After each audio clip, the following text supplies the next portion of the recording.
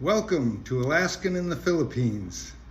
Today I thought I'd like to talk about getting healthy in the Philippines. A lot of guys come over here and they've lived a life of eating bad and drinking beer and they're in some pretty rough shape. And their hopes and dreams are to live a few more years, and one way to do it is change your diet. Start eating a little bit healthier. Let me tell you my story. I came here, it was about 4 years ago, on a one trip 4 years ago anyway, and I had a bad tooth. I planned to get it pulled here because I knew it was cheaper. So I set up an appointment. I showed up at a dentist's office, and before you get your tooth pulled, they take your blood pressure. And they took my blood pressure and they said, "No, sir, we can't pull your tooth. You have high blood pressure." I said, "Really?" And I'm a thin guy. I'm really not overweight. And I didn't smoke cigarettes or anything like that. And I thought, wow, that's strange.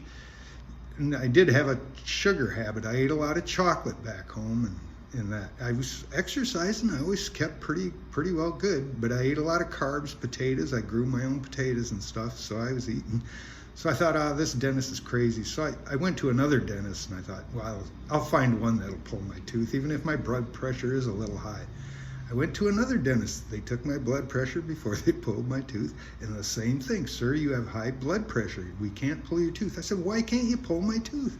"Well, you might bleed out here in the chair." And I'm like, "Really?" So I thought, wow. And I tried even one more dentist, and it was the same thing. They would not pull my tooth in a third world country because I had high blood pressure. And I had tooth pain, but I made it back. It was all right. So when I got home, I actually pulled the tooth myself.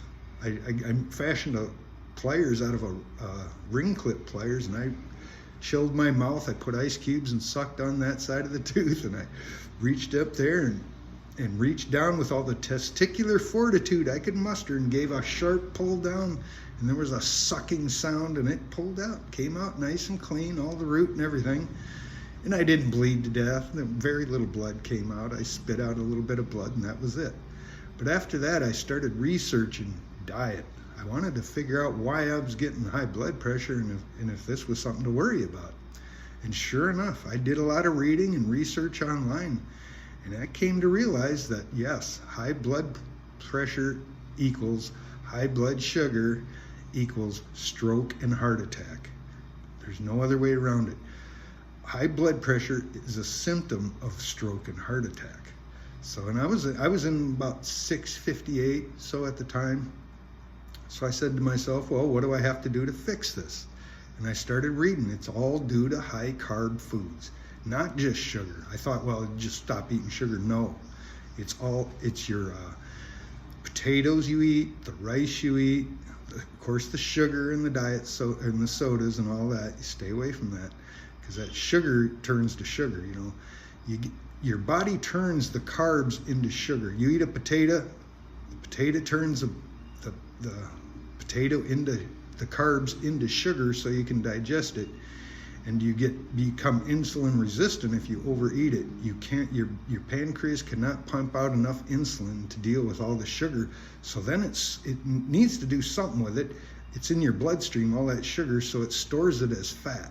And that stores it as fat in bad places like your arteries and around your kidneys and around your midsection, And that's how you get high blood pressure. And once them veins and stuff start narrowing, you're pumping blood pressure. If you crimp a hose down, the pressure goes up, right? So that's what you're happening, and then it blows out your vein somewhere in your heart. It'll blow out, and that's a stroke or heart attacks. And not only that, it calcifies the smaller veins, like in your eyeballs and stuff, and in your feet, in the tips of your toes, and in the tips of your fingers. So the tips of your toes start going numb, and you start losing your vision, and you're not getting blood to your kidneys and stuff, and you have kidney failure. And it's really a really bad deal. And it's a real simple process to reverse it. You can reverse it. That's type 2 diabetes. And there's a lot of people walking around don't even know they have it. They're insulin resistant. They're not putting out enough insulin. Their bodies quit put out insulin, and they're storing that sugar as fat. They're storing it everywhere, and they're getting fat. Usually, like you see the Pakistanis, they have the highest they have the highest rate of diabetes. And like the people that eat a lot of rice, you see they got that pot belly. You can be thin, and as long as you have that pot belly, that's your fat being stored there, and it's going to give you a heart attack or stroke sooner or later. There's a way to just reduce your carbs, and that's simple as that, and you can reduce your type 2 diabetes. It's not a permanent thing. You can actually reduce it quickly. So what you got to do, now I'm not a doctor. This is just my own research for my own benefit, and I'm sharing it with you guys. If you want to take this as maybe advice, go ahead, but I'm not a doctor. I didn't go to any medical school. But okay, what you do is you stop eating sugar if you can. You have to do that, or at least cut it way, way down. Stop eating potatoes. That's a bad one. That's one of the highest of the carbs there is on the food table, other than pure sugar. Honey is bad for you. Fruit is very bad for you. I know everybody likes to think, oh, fruit, that's healthy for you and got vitamin C's. Yeah, it does, but there's other ways to get your vitamins. You can get that from other things. And you don't want to be eating a lot of fruit. And another one is rice. Rice is the top of the chart of the high carb food. And by measuring carbs, they measure how quickly it's turned into sugar and goes into your bloodstream. And rice is number 1. Potatoes is number 2. So you just got to avoid those. And the grains are carbs too. They're very high carb. Any grain, seeds, rice, any kind of bread, wheat, you got to stay away from all that. Oatmeal, they always say oatmeal heart healthy. No, it ain't. It's heart attack bad, man. Do not eat it unless you can do it in moderation. Once in a while you need a few carbs, that's okay, but you can't eat bread, rice, potatoes, sugar, grains. Stay away from all those. And in fact, fruit too. Yes, fruit. I'd even go one step further and to say you can do other things. You can eat other things that are better than that. Don't drink beer. Beer is really high carb food. All pops. I wouldn't even go with Diet Pop or the Coke Zero and all that. I don't trust it. I don't know what they're putting in it, but it's sweetening, and it probably triggers the blood sugar to start working in your system. So I don't know, but I noticed when you can give up carbs or sincerely deplete a lot of your carbs and don't overeat them, and you can actually lose huge quantities of weight without even working, without even exercise.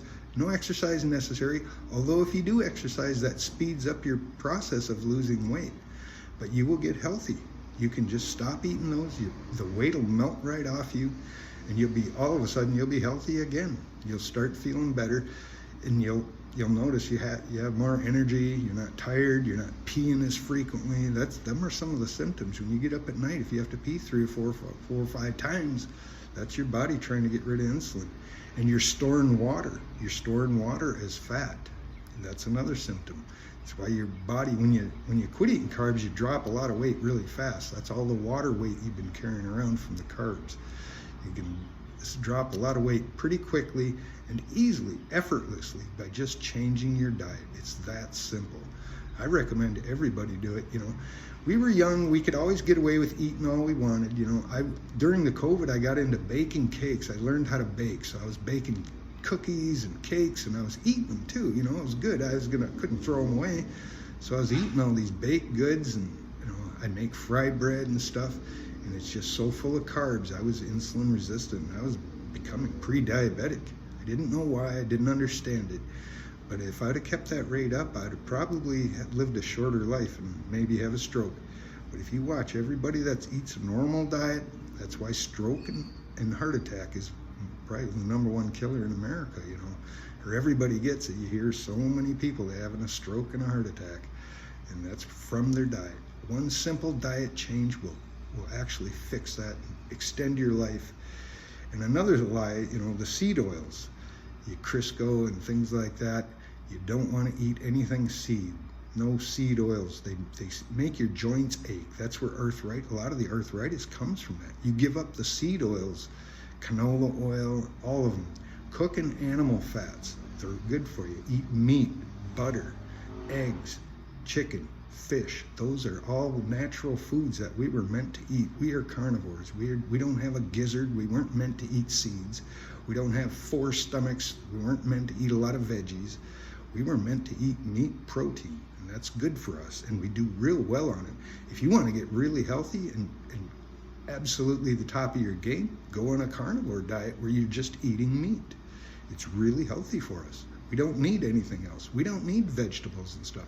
You can just eat meat and live and survive and become healthy. You don't need vitamin C from fruit and oranges. You don't. You eat the pure protein and the animal fats that go with it. Never cut off the fat, eat that with you. It's got the amino acids and stuff your body needs, and it digests very easily.